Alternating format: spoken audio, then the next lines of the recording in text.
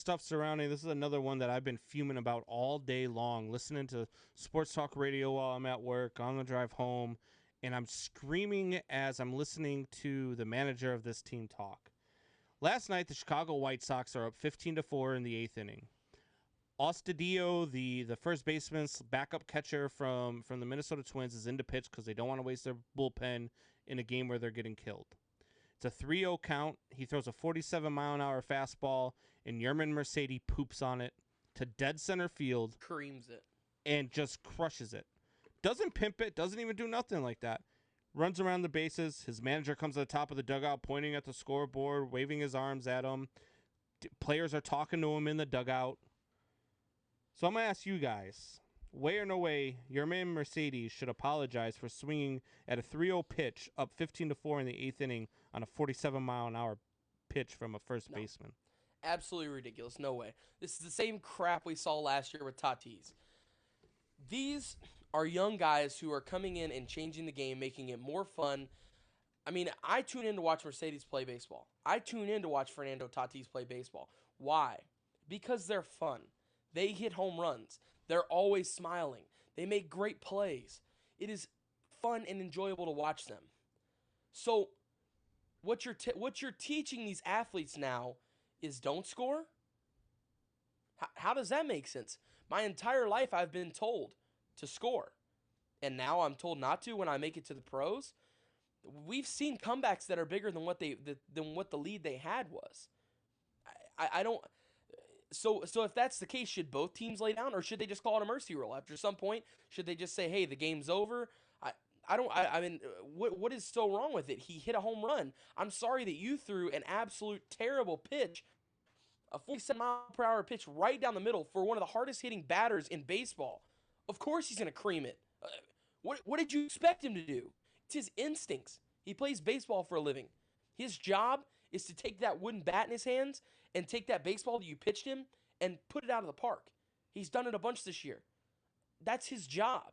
That's what he's paid for. So why is there a big issue now that he's doing it? I get it, the unwritten rules in baseball. Oh, it's stupid. It's so stupid. I hate unwritten rules in sports. It is absolutely ridiculous. We teach kids at a young age, score, put up points. But when they get to the pros, now it's a problem. So no, speaking on Fernando Tatis Jr. last year, speaking on Mercedes now, no, they don't owe anyone an apology. Keep playing baseball, keep balling, and screw what everybody else thinks. If they're mad, they can be mad. Score points. Don't throw a 47-mile-per-hour pitch across the middle for me to cream out of here. It's not his fault. It's the other team's fault. Don't play bad. Win. It's that simple.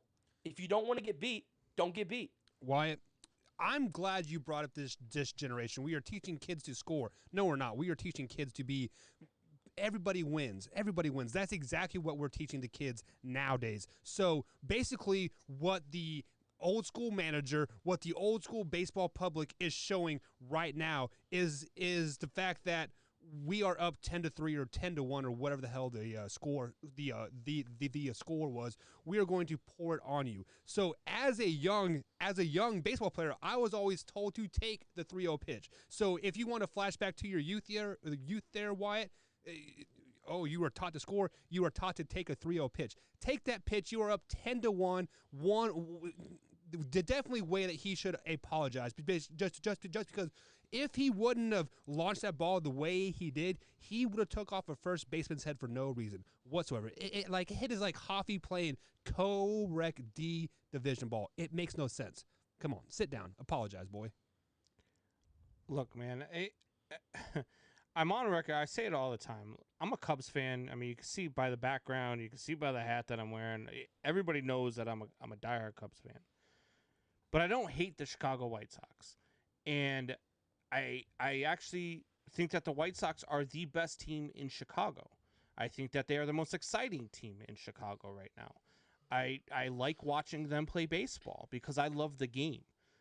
And Yermin Mercedes has absolutely nothing to apologize for. If there's anybody in the White Sox clubhouse that needs to apologize, it's their stupid manager.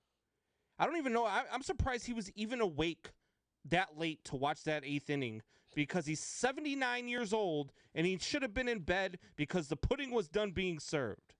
I'm so sick and tired of all of these old heads in baseball talking about, oh, you can't swing at a 3-0 pitch. Why? If you don't want him to swing at a 3-0 pitch, if you don't want them to score, forfeit the rest of the damn game. Exactly.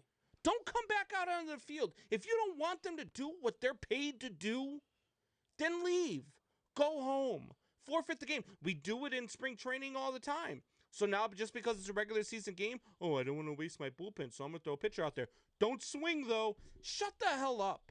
And if any of the Minnesota Twins have it in their heads that they're going to come out and throw at this kid and possibly injure him, then you need to be suspended for the rest of the damn season, or at least for as long as he's hurt.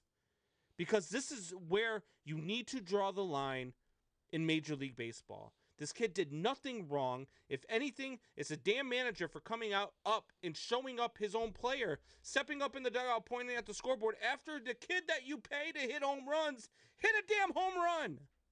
Stop. Stop with the unwritten rules. They're stupid. Stupidest thing in all of sports is the unwritten rules of baseball.